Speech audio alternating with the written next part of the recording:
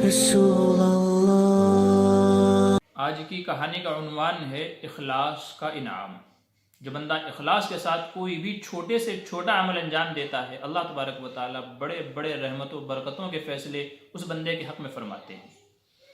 کہتے ہیں کہ لکھنؤ کے بازار میں ایک غریب درزی کی دکان تھی، اور اس کا یہ معمول تھا کہ جب بھی کوئی جنازہ اس کے سامنے سے گزرتا تو وہ دکان بند کر دیا کرتا تھا۔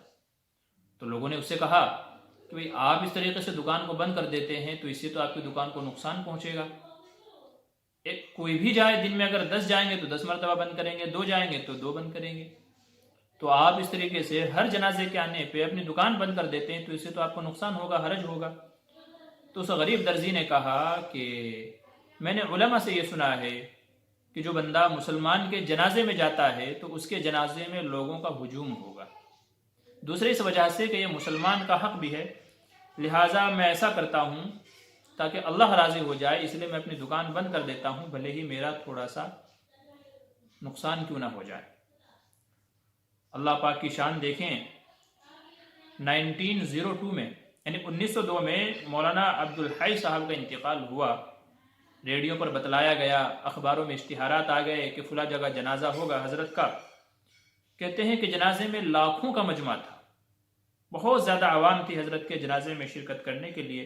جب حضرت کا جنازہ ہو گیا تو اعلان ہوا کہ بھئی ایک اور جنازہ آ رہا ہے جنازہ گاہ میں، لہٰذا اس کے اندر بھی شرکت کریں، اس کی بھی نماز جنازہ پڑھ کر کے جائیں۔